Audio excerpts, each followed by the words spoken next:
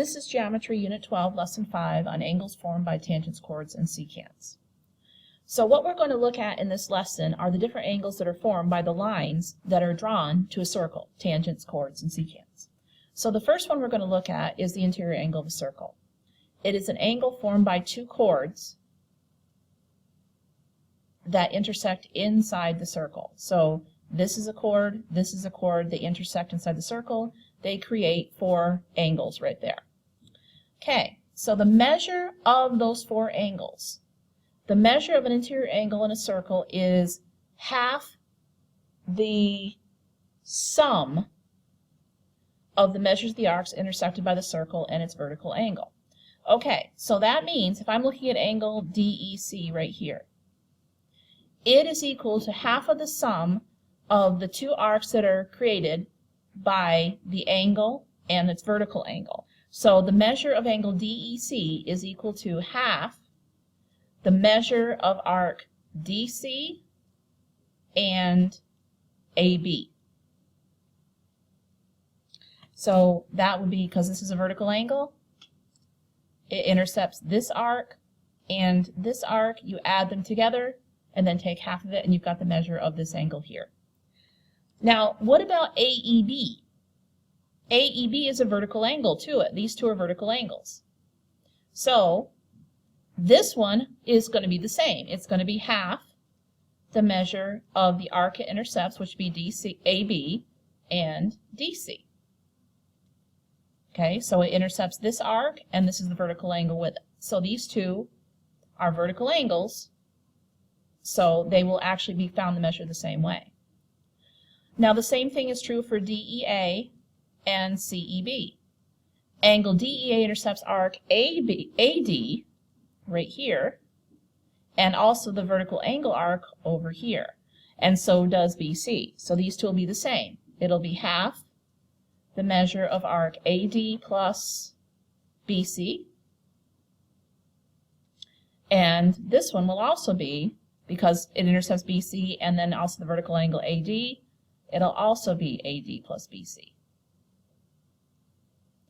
So these are also vertical angles. So the measure of an interior angle of a circle formed by two chords is equal to half the sum of the arcs that they intercept. All right, so now let's look at the exterior angle of a circle. It is an angle formed by lines that intersect outside of the circle. Okay, so you can have different kinds of lines that intersect outside the circle. Notice in the pictures here, you have angle P that is outside the circle. We'll look at those in just a minute. The lines that are drawn, they could be two tangents. It could be two secants, or a tangent and a secant. So the exterior angle formed will be one of these. Now, the theorem for that, the measure of an exterior angle in a circle is half the difference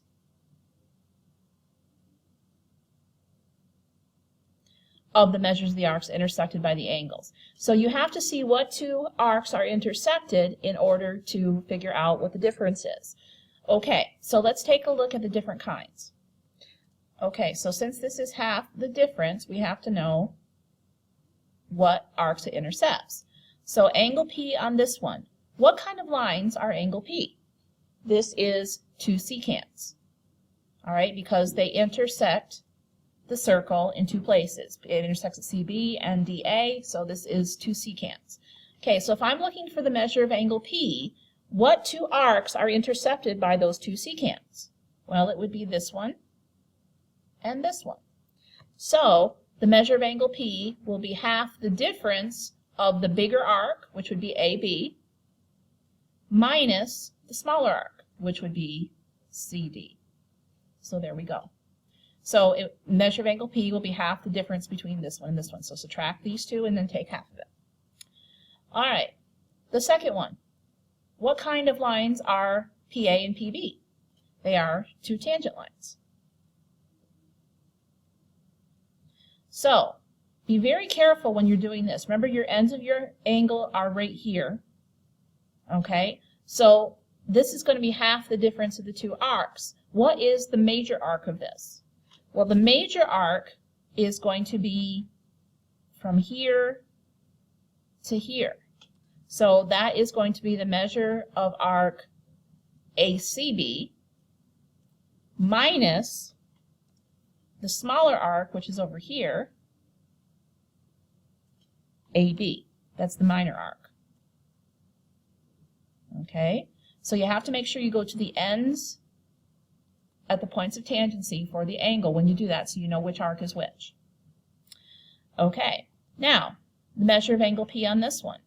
All right, well, PA here is a tangent line, and PMC is a secant. So this is a tangent and a secant.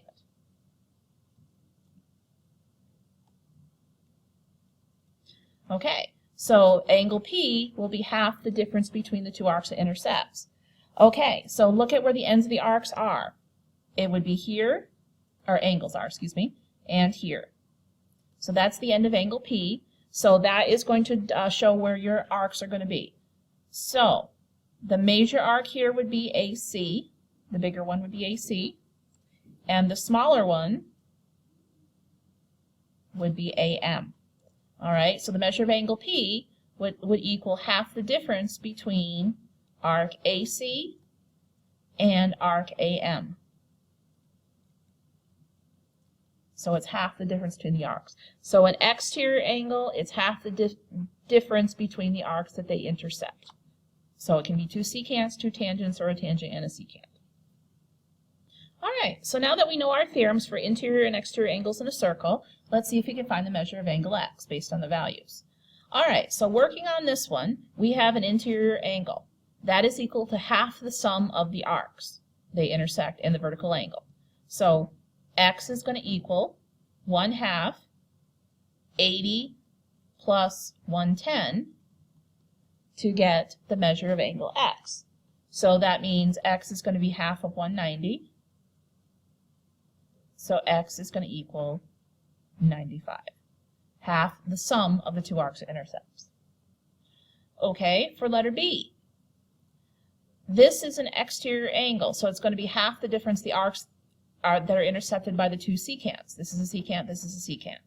Okay, so the major arc would be here, and the minor arc would be here. So it's half the difference between those. So angle x is equal to half the difference between the two values of the arcs. So 130 minus 40 is 90, and then take half of it, x will be 45. Okay, exterior angle here. Okay, so we're looking for x right here. So since this is an exterior angle, it's going to be half the difference between the arcs. Okay, so the arc that I have is here. That's the one I need. And I also need this one right here. Okay, so you have to think about this a little bit. What is the measure of this arc? Well, remember that there's 360 degrees total in a circle. So if this is 170 and this is 120, that gives you 290 for that part of the arc. So how much is left? So this arc is going to be 70. All right, so the formula is going to be x equals 1/2 the difference between the arcs. It's going to be 170 minus 70.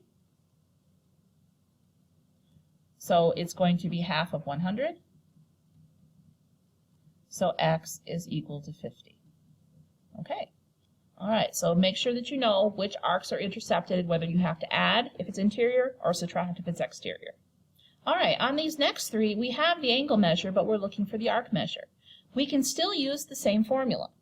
All right, so since this is interior angle, the interior angle is equal to half the sum of the two arcs that are intercepted by the vertical angles. Okay, so that means if I take the measure of the angle 70, it's equal to half the sum of the two arcs it intercepts. Okay, now we can distribute through here if we want to, or we can get rid of the fraction first by multiplying. I'm going to do that. Since this is all multiplied together, I'm going to multiply this side by 2, and I'm going to multiply this side by 2. That will cancel this out, leaving just x plus 40. And then 2 times 70 is 140. Oh, that's pretty easy. And then subtract the 40, and x is equal to 100. So this is 100 right there. Okay. All right. This one is an exterior angle. The exterior angle is equal to half the difference between the two arcs it intercepts. Now on this one, this is the smaller arc, this is the larger arc. So it's got to be 70 minus x.